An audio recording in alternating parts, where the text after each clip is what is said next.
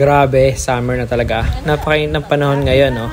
Kapag ganito ba naman kayo kakain, sabay-sabay, napakasarap naman talaga, no? Yung tipong nag-aagawan kayo, yung tipong akala mo mauubusan ka. Kapag gantong style yung kain mo, talagang mapaparami. Yung tipong kahit sobrang busog na busog ka na, ganado ka pa rin. At dahil tag-init na nga, at ito nga nagpa-boodle fight dito si Madam Jella. Biglaan nga pala ito, hindi ko nga in-expect o kahit sino. Dumating nga pala ako dito, kayo ng umaga lang, dahil hinatid ko nga yung misis ko. At pagdating ko nga dito sa bahay ng aking lola, nag-chat naman sa akin si Madam Jella. At sabi niya sa akin kung po pwede, ipagluto ko siya. At agad nga ako nag-reply at ang sabi ko nga, kailan kailangan. Ang sabi naman niya, kailangan ng alas 12. Kaya nga wow. Alas 12. Hindi pa pwede, kaya dapat sana nagsabi ka sa akin nung kahapon pa lang.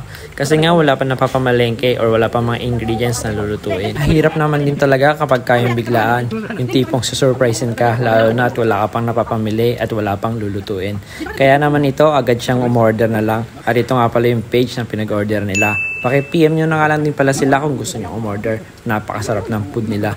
Meron nga pa sila ditong chicken cordon bleu, dinakdakan, sisig at 3 flavor ng chicken. Bali package nga pala yung in-order dito ni Madam Jella. Meron na nga rin pala yung kasama na Coca-Cola. Napiling package or bundle ni Madam Jella. Kasya na nga pala yan para sa 12 packs. Pwedeng pang pamilya at pwede rin pang barkada. Kaya nga pala nagpakain si Madam Jella dahil recognition ni LJ. Meron nga palang sabit yan. Kaya proud na proud si Daddy Angel at si Madam Jella. Congratulations nga pala at maraming salamat dahil nabusog nyo kami. Sobrang dami talaga nakain namin dito, lalo na ako. Naisip ko rin kasi next week mahal na araw na. Ibabawal na nga pala muna pagkain ng karne, kaya nga sinulit ko na, tinodo ko na muna pagkain ngayon dahil next week isda na lang muna at seafood. Nakamiss nga rin pala yung ganitong salo-salo or boodle fight, lalo na kapag nasa ilog kayo or dagat kasama ang barkada or yung pamilya nyo. Tipong kapag nasa ilog kayo, nasa ilalim kayo ng malaking puno tapos merong umaagos na tubig, o kaya naman nasa dagat kayo, yung nakasakay kayo sa floating cottage, yung paa mo winawasiwas mo sa tubig, o diba napakasarap isipin lalo na kapag kaganon. O siya, yun na lang. Thank you for watching.